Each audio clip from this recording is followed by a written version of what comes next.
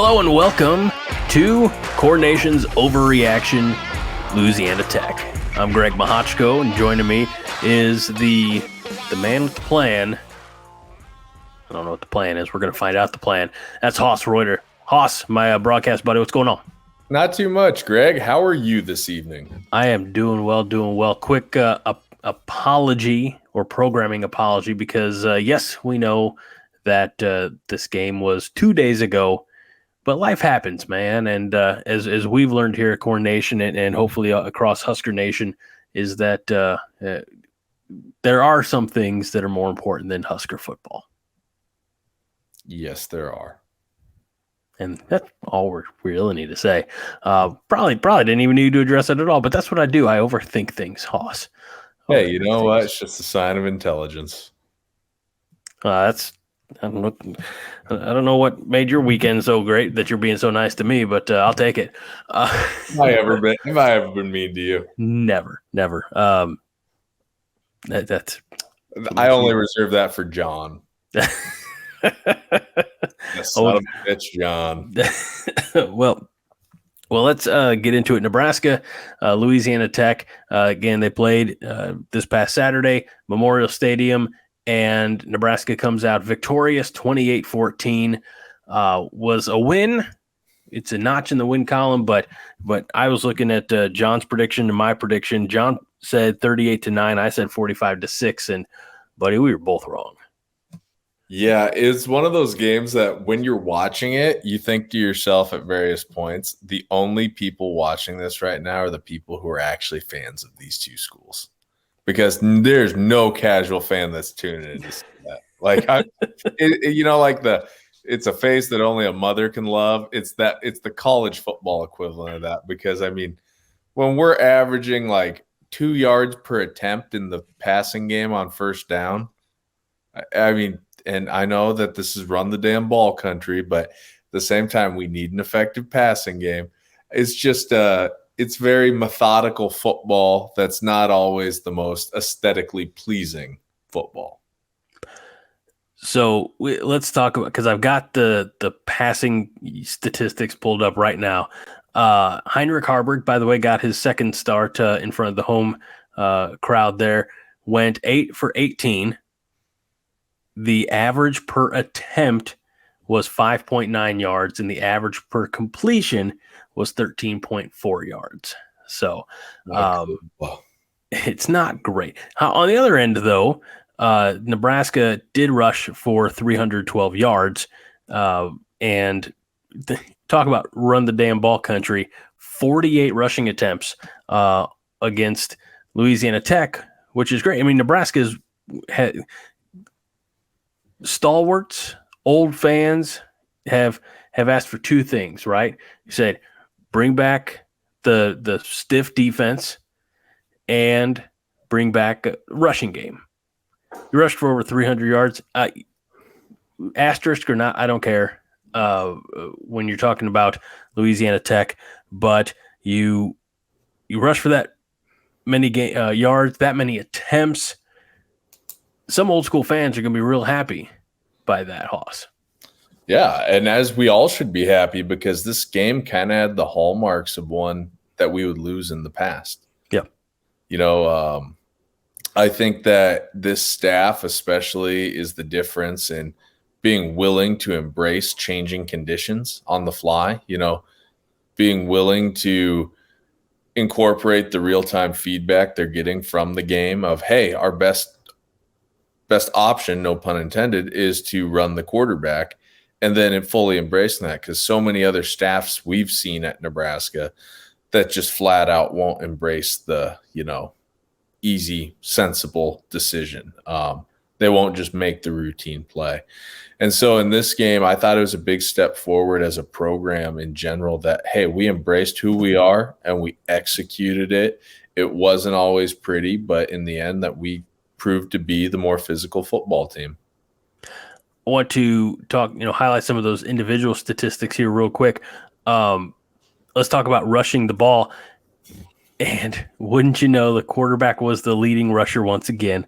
And quite possibly would have had even more. But one of them was called back for a touchdown. But Heinrich Haarberg, who I learned specifically on Sunday that Heinrich, because Husker football on Twitter tweeted out something about after one of his big runs about watch Ricky run or something like that.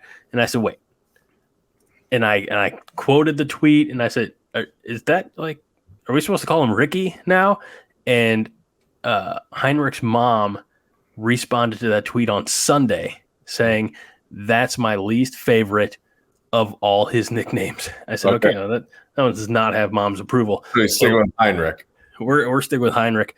But 20 really? That's her least favorite one? I would have thought that there'd be another variation that'd be her least favorite. I could pull it up right now and show it, but that's not going to make for great podcasting. No, I'm just thinking out loud here. No, I got you. Yeah. 19 carries, 183 yards. A net of 157. Of course, the big one, that 72-yard touchdown run. And on a day when the Martinez brothers, not really brothers, but when Taylor and Adrian were both in the house, it was fitting. It was perfectly timed. And I'll tell you, I think maybe a lot of people slept on the fact that old Double H could move like that. I mean, he wasn't just making, we've seen him in the last week, for example, against, I've already forgotten who they played last week, Northern Illinois. Like, he was running over some of the defensive backs, like, just no fear. He's not afraid of contact. This time he was running past some defenders. I mean, that 72-yard run, it wasn't a whole lot of elusiveness. It was it was just gone. Just straight line speed, which is very reminiscent of Taylor Martinez for sure.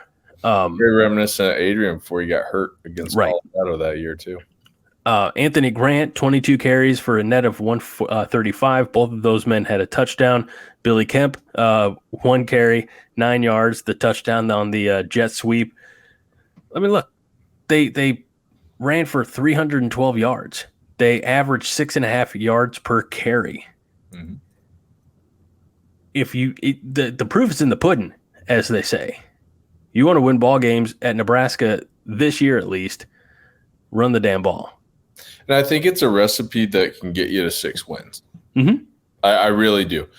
I think that as the running game continues to evolve, and both evolve from a schematic standpoint, adding more in, and evolve from an execution standpoint, allowing us to be more physical up front, I think that's going to naturally let the passing game evolve too. I was just thinking, before we recorded tonight, I was going over a few things that I wanted to discuss, and it dawned on me, we haven't seen a whole lot of play action looks off the quarterback run game. And so I think that you'll probably start to see, an option pass. And I think that we've done a nice job of blending some like old school Nebraska concepts with the new school kind of flair, mixed in with the, modern offense.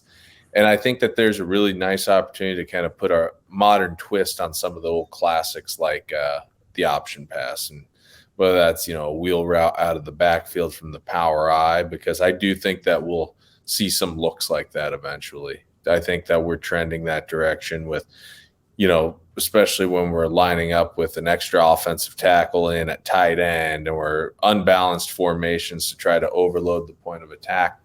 So it's a good recipe. That being said, I think that we really need the passing game to develop more. I don't think that it's tenable long term to think that we can do this game in and game out, because eventually this next week we're running into a defense that's going to be primed and ready to stop the run, stop the quarterback. And so I think that I'm not going to get into that yet. I was going to say I'll leave that till the end, kind of talking about what it means for Michigan. But in terms of the passing game, we're never going to be, at least not this year, we're never going to be like a drop back passing team, dropping back in the pocket 30, 35 times. We're going to have to throw based off setting up the run, option, play action. And I think that we're really going to have to place an emphasis probably on tight ends in the passing game, which we've started to do, and we need to continue to do that. But we probably need to get the backs involved more in the passing game, just because I think it'll be easier to get somebody open on a wheel route or a rail matched up against a linebacker than it will be for somebody lining up at receiver to gain separation against the secondaries that we're going to face. Because right now we just don't have a whole lot of explosiveness at the receiver position. There's, somebody asked this question on the Five Heart show last week is, about our wide receivers and who could emerge. I really do think eventually Marcus Washington's going to get there. But you look at 8 for 18 was the quarterback line, and 5 of those receptions were to Billy Kemp. Most of them were for quick slants. I think maybe a screen. Thomas Fedoni had the one catch for a touchdown. Alex Bullock, Anthony Grant coming out of the backfield, and folks, that's it. And so we run the risk now. Everybody loves run the damn ball, especially run the damn ball guy. But we run the risk of becoming one-dimensional because we're running the ball so much because that's our only effective method of moving the ball downfield. And you can do that against Northern Illinois. You can do that against Louisiana Tech, Michigan. Michigan's going to put 9 guys in the box, and they're going to challenge you and say, try to get past us. Yep. And that's good because they know, and I hate to say it, but like our wide receivers are not getting separation. They're not getting space, and we're not hitting those throws consistently enough to be any of a threat in the passing game. Exactly. They're just – I don't want to say that they're bad athletes because at this level there's really no such thing at a position like that being a bad athlete. But a lot of it is just these guys aren't developed. They're all young. Malachi Coleman is young. Alex Bullock hasn't played a lot of football, although I do think Alex Bullock will develop into a good player eventually. I'm sorry. I didn't mean to interrupt you, but even Thomas Fedoni, he missed all last year with an injury. Yep. Yeah, he's still developing. He's still on his way up. Yeah. Tell us more about Billy Kemp. Well, real quick about Fedoni, since you brought it up, this is a case of his confidence is growing week over week. Mm-hmm. What he was at the beginning against Minnesota, he was a little bit more tentative, like he was still kind of getting his legs underneath him. No pun intended, coming back from those double knee injuries. But now he's looking more confident. He's, both as a receiver and as a blocker, and it looks like his speed is even coming back a little bit, as the season progresses too. So that, he's a great weapon to have, and a tight end that can stretch the field vertically like that as well. That's an option quarterback's best friend. We've seen it at Nebraska before. Matt Harrion, the tight ends in the 90s. Hitting them off, play action looks is going to be something that is going to continue to be a trend this year. But as far as Billy Kemp goes, I like the kind of explosive athlete that Billy Kemp is, but he struggles to gain separation off the line of scrimmage. And I think a lot of his numbers at Virginia came from a very pass-friendly offense with Brennan Armstrong at quarterback. And I also think that, he had 2 other receivers on that team that were both 1,000-yard guys as well in 2021. And so he was the benefit of kind of being that guy who, if they're going to cover the top 2 receivers, well, somebody's got to be open. He's not a bad player. I'm not saying that at all. But right now, like if that's your number one go-to guy, he's not in the mold of that wide receiver one. I want to put it in terms that I'm not saying Husker fans are stupid. We know that's not the case, but he's Jared Crick 2009. Yeah. He's benefiting from being next to one of the top players to ever play that position. Yeah, that's it. Perfectly put. He benefited from, matchups. He benefited from, just being able to exploit the defense because they're paying attention to the other playmaker. Mm-hmm. But yeah. And I bet he would probably replicate what he did at Virginia if you had like other weapons around. Trey Palmer and Samari Toure on this team. You kidding me? Come on. Now look, we had each of those guys, I believe, for 1 year. Yep, 1 year rentals. And I know that because of eligibility, that's all they had. But I just envision a world where the stars aligned and we had Samari Toure, Trey Palmer, Billy Kemp. And look, I know it sounds like going out and hiring mercenaries, but Nebraska was once a part of the Plains, and you go out and you get those hired guns. That's college football in a nutshell anymore. In 2023, you're absolutely right. But I'll say this: I don't want to get too off track, but it's kind of got the creative juices flowing. I think last week we talked about Tanner Lee. Tail end of 2017, he was playing pretty high level of football after having a turnover problem to start the year. I've always thought if you could have paired that pro-style spread offense that we were running late that year, where it finally started to click, we weren't trying to be West Coast. We kind of just went with a pro-style spread. If you could pair that, so with Tanner Lee at quarterback, 2018's Divine Ozigbo, and then Toure, Palmer, and then say like Austin Allen or Fedoni now. I mean, that'd be a pretty formidable offense, and there were other players that were good in there, like J.D. Spielman, obviously, and Stanley Morgan, but neither of those guys had the speed that Toure or Trey Palmer have. And I mean, there's a reason why, you saw Trey Palmer have a ton of snaps tonight for the Tampa Bay Buccaneers, as a rookie. And there's a reason why Toure caught a touchdown yesterday for the Packers in their comeback win against the Saints. I mean, that's NFL speed and athleticism. But, I'm going to make myself sad if I keep doing this hypothetical what if, because although I do love this run the football and watching, our offensive line starting to kind of develop, technique-wise to really maul people at the line of scrimmage. And I like Grant's violent running style, and Haarberg is like having a battering ram at quarterback. I love the merits of a good passing game and what it can do for you to open up the rest of your offense. And I think the passing game is going to be a work in progress for the remainder of this year. I want to touch back on Billy Kemp briefly. When with the success that he had at Virginia, and he came to Nebraska, kind of maybe he was told or maybe he was anticipating being the guy, right? The main target, but and thinking, well, that'll elevate my spotlight. Yeah, and I certainly hope it does. We're only 4 games into a guaranteed 12-game season, but it's all about, we kind of touched on this, the weapons you have around. Now he's the main target, but there's not anybody else to kind of help share the load. Yeah, I mean, there's no one else to stretch the field. There's no burner to take the top off the defense. I mean, it's almost to a point where you got to think about just ripping off the Band-Aid and getting Malachi Coleman in there.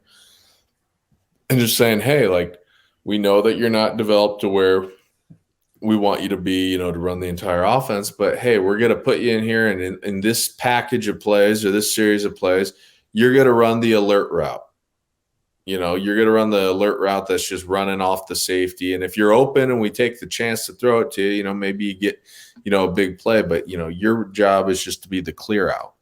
And then, maybe that opens up something underneath a little bit more. All right, let's go down that road briefly in regards to Malachi Coleman. Do you, if you're going to get him some more time, again, you got 4 games that he can, participate in and still maintain his red shirt. Do you get him in against Michigan, or do you say, let's pump the brakes? We don't want to risk injury. Let's hold you for Illinois or Northwestern or Purdue, something like that. No, I think you got to get him in against Michigan, because I think that is a case where they need to get a taste of what major college football is in this conference. I think that nothing is a better teacher than experience is. So I think that they need to get him in there. And I think that even if it's a limited set or series of plays, start to see what he can do. Well, and then I guess to piggyback on that, you've got the hometown boy playing, debuting at home in the biggest game of the season so far. I mean, against the, especially, or I guess to paraphrase, because I think we still look at, the Minnesota game was the most important because you got to start the season on a high note with the win. The Colorado game was the most important because the hell with Colorado.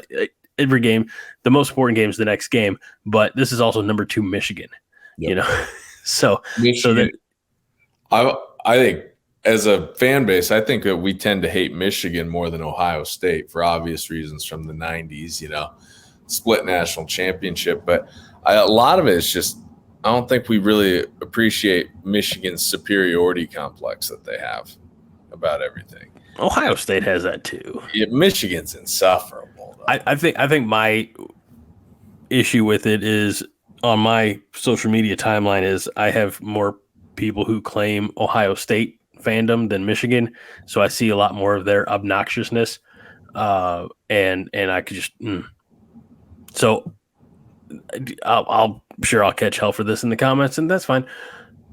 I always root for Michigan over Ohio State, but I always root for Notre Dame over Michigan. Okay, interesting. Interesting. It's just Yeah, Ohio State, Michigan. It's just I always think like, can both teams lose? They were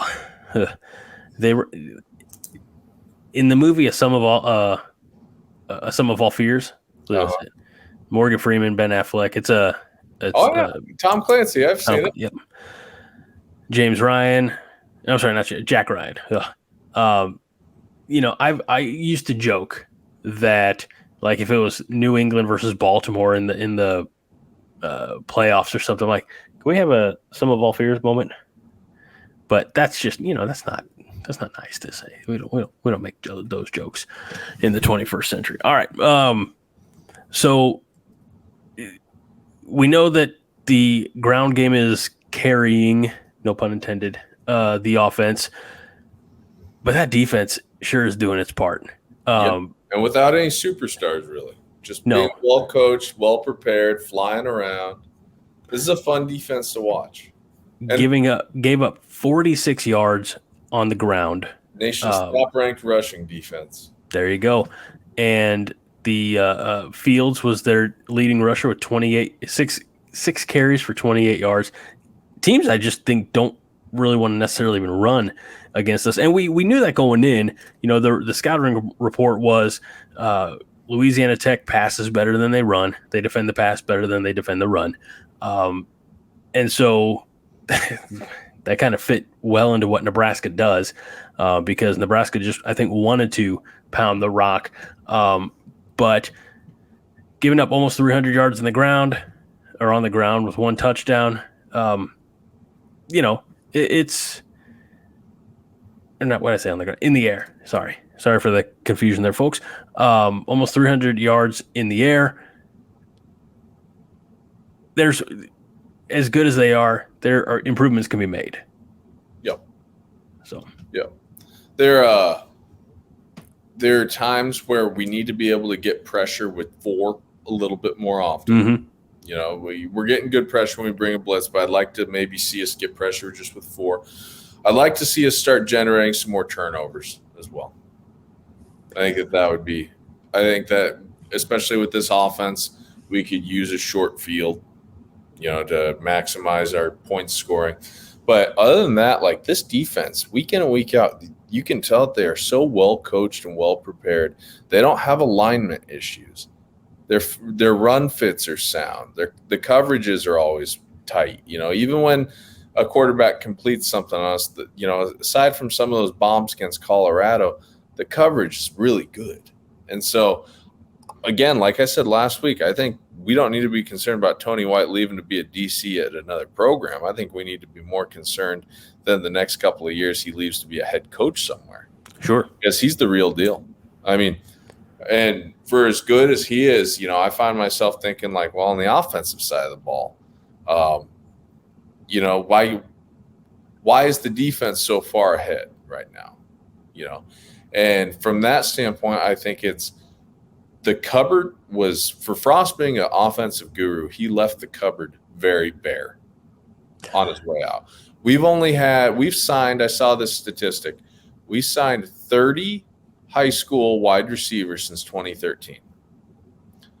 Only 2 of them in the 10 years since, only 2 of them have actually graduated from Nebraska, completed their eligibility.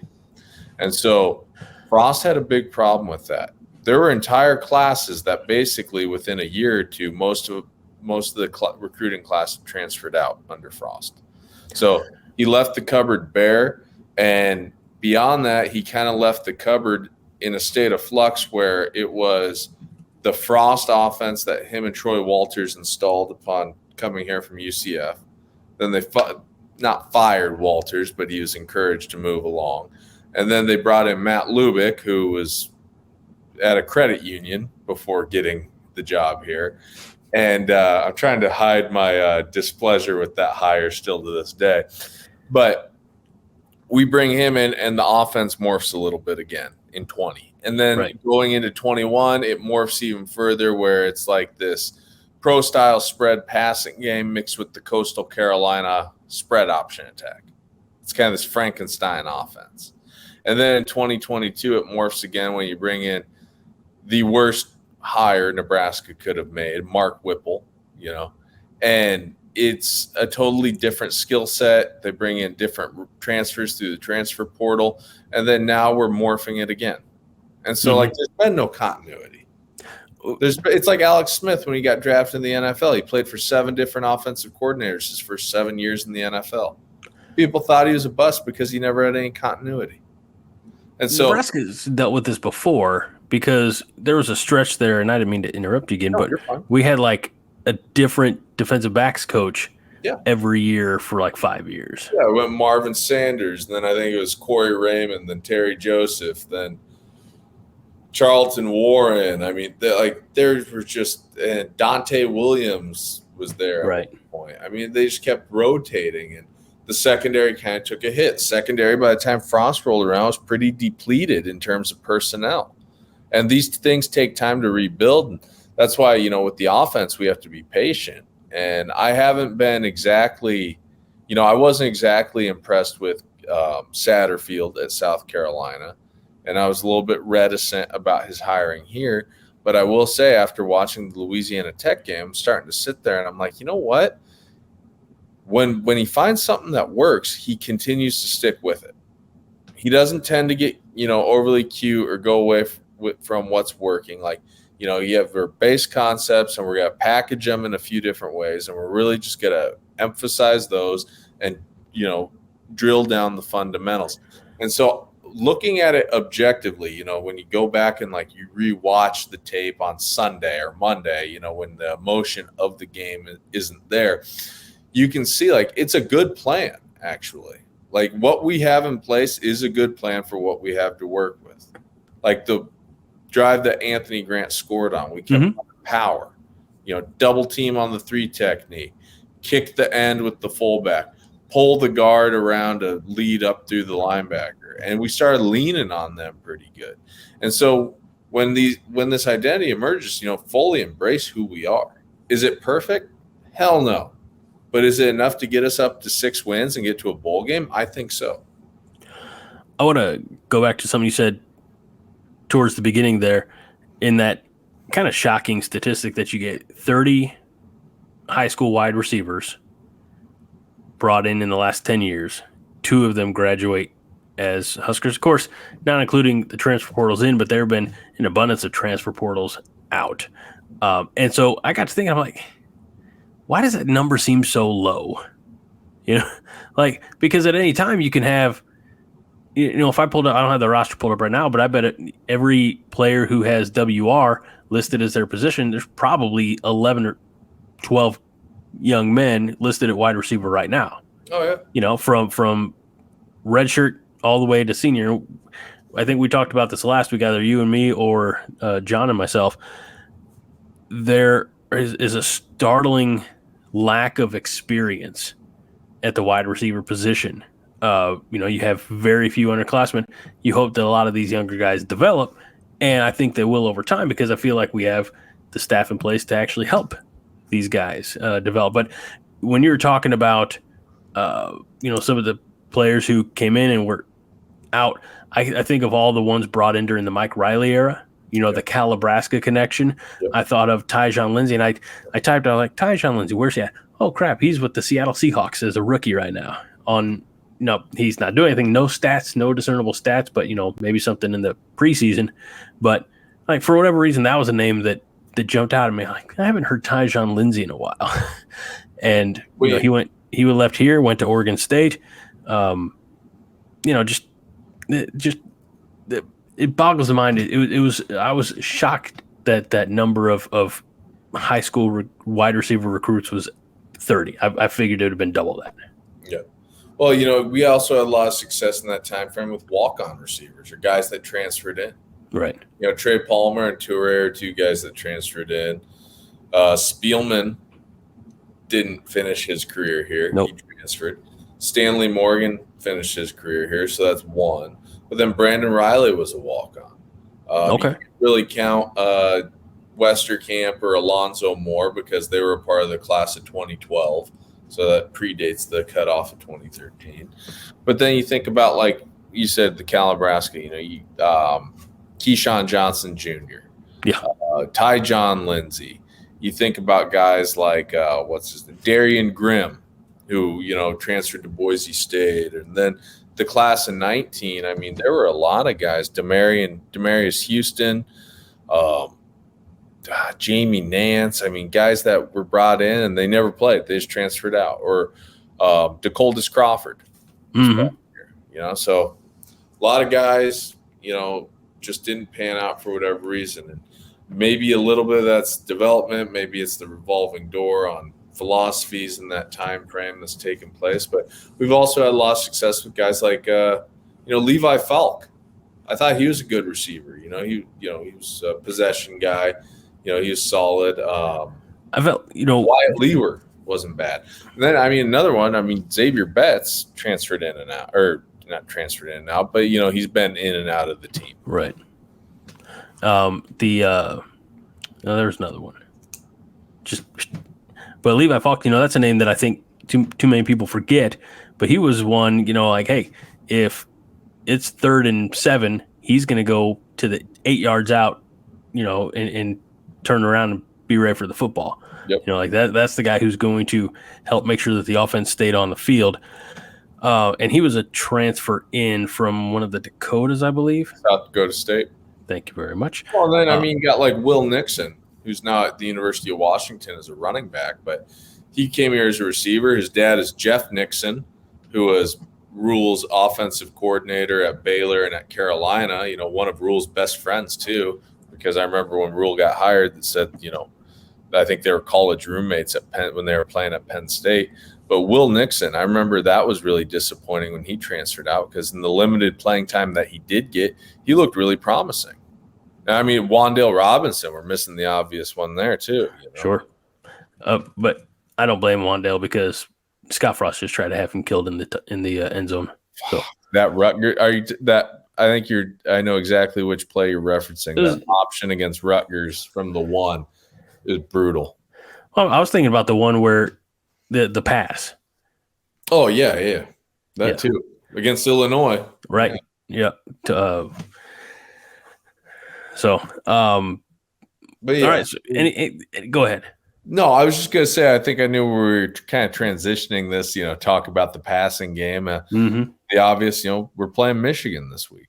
And as much as I think we'll pop a few runs on them with the novelty of the quarterback run game and everything. But really what I think that it'll turn into is I think that they'll be able to load the box and pretty much shut down our offense.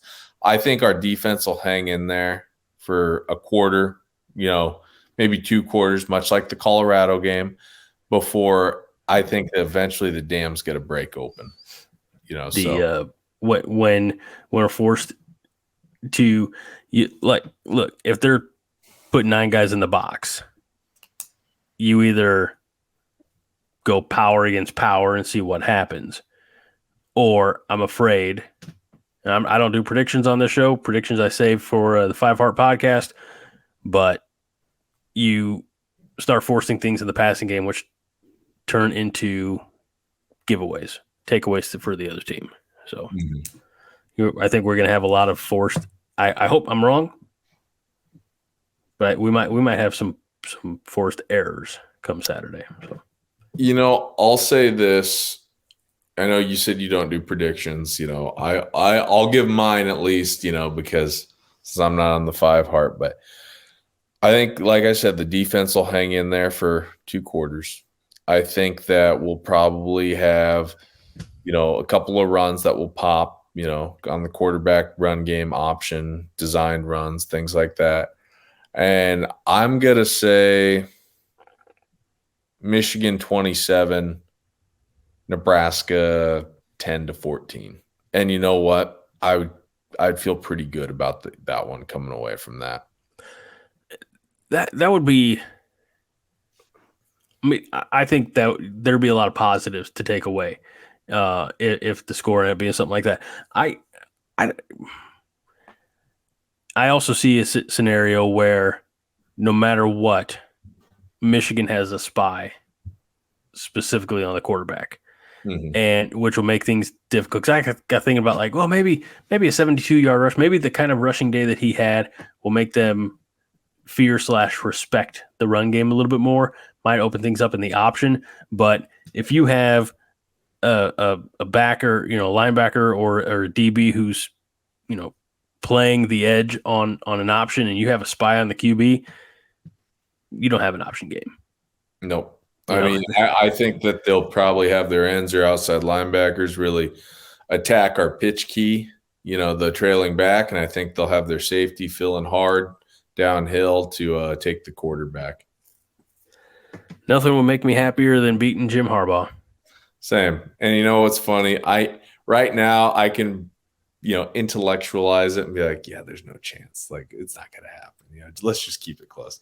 But by the time Friday rolls around, I'm going to be, I will have deluded myself into thinking, if this, and this happens, we might just have a chance. That's like being a fan. I like how you said deluded. I can't remember the social media account's name. I think it originated on TikTok, but it appears in Reels on other social media.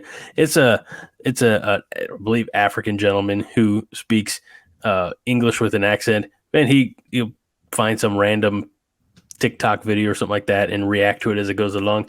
And he'll say something to "Eat the Lulu." I apologize for my horrible impression. But says Dulu, and then he says he gets, when he's beyond frustrated, he says, "Jesus Christ on a motorbike." So anyway, I don't know why. I apologize for the random bringing in of the pop culture. I have a feeling we'd be saying "Jesus Christ on a motorbike" quite a bit on Saturday. Oftentimes in my house we say cheese and crackers. On a motorbike? No, not on a motorbike. Usually it's on a plate and it goes in my belly. No. Fair enough. Solid snack, man. It's a solid game day snack. All right, Haas. Louisiana Tech is done. We're 2-2. It means technically, if you want to limp in, we're 40% of the way to a bowl game. Yep. And I was saying that on Saturday to one of my friends where I'm like, God, if we just would have got that Minnesota game, we're halfway there. I'm still pissed about that because that game. Say what you want about Colorado. Colorado, we wanted to win because we hate Colorado. I wanted to win that Minnesota game because we could have. Honest to God, it was sitting right there. It was ours for the taking. We just pissed it away. But not to get too ahead of ourselves. Obviously, Michigan is Saturday. Then on the following Friday night, the 6th, we have Nebraska at Illinois. Get an extended break before Nebraska Northwestern at home. Then there's Purdue. Then there's Michigan State with their headaches and trouble. That one's on the road. Purdue's at home.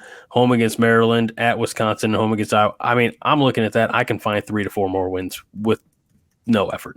Oh, yeah. Well, Iowa, that's one of the wins, because let's talk about their offense for a second. Okay, I'm fine with that. Penn State 31, Iowa 0. Greg, neither you or I set foot on a football field on Friday or on Saturday, excuse me. Correct. And Or we Friday had for me. the same amount of points as Iowa. You know what? Ryan Ferentz, 25.5. And I believe, correct me if I'm wrong, the week before he had 31. 41. 41. Okay. We're going to start a little ticker next week here, and we're going to do the math. I don't want to do the math right now. Enemy of the show, Brian Ferentz. You say frenemy of the show? Enemy of the show. Well, I'll tell you what, as long as Brian Ferentz is in charge over there, I like our odds. Yeah, you know what? I don't want him to get fired. But it couldn't happen to I'm sure he's not a despicable human being. He's just not a good football coach. This must have been what it felt like to be a fan of a different school when they were like, don't fire Mike Riley. No, we love Mike Riley. That's right. You can't fire the Mr. Rogers of college football. Come Just on give now. him time. PBS didn't fire Mr. Rogers. You can't fire Mike Riley. So, yeah, I am very much like, you know what? Iowa's offense and against our defense, yeah, it's a dub. I'm calling it right now. We're beating Iowa. It might be 10-3, but we're beating Iowa. It might be 3-2. We don't know. 6-4. Here we go. We'll do 4-2. We score 2 safeties. Or 4-3. Or it'll be, I don't know, like 6-5, and somebody scores a 1-point safety. I don't care if it's 70-63. Yeah, I just want to win. I just want that dub. Beat Iowa. So, all right, my friend, let's call it a night. We appreciate everybody's patience. We know you've been waiting for this one. You know it's bad when John's messaging me and says, are you guys going to do an overreaction? I'm like, yeah, we do. We have some family stuff come up, man. We have families, John. All right, we're not decrepit robots. Yeah, we're not decrepit robots who, you know. I feel bad if he watches this. He's going to think who raised a family on the prairie in 1862, and then let one of their children go to Minnesota. Yeah, to be PJ Fleck's best friend. I don't know where I was going with that. I don't know. That is it for our show. We appreciate you all greatly. Make sure you drop a comment, subscribe to the podcast. Look, you get one podcast, you get all the podcasts. That's how the CornNation podcast system works. You just have to hit subscribe, and you get this. You get the 5 Heart. You get John and Todd's Monday Night Therapy. I don't think we're doing 5 Points of Contact as a podcast yet. At least John's never told me. I think that's a YouTube exclusive, and that's fine because that's less work for me. But hey, they're all for free. So check it out. Enjoy everything that we do here at CornNation. So for my good friend and broadcast buddy, Haas Reuter, I'm Greg Mahochko, and we'll see you next week. Go Big Red. Win the damn game.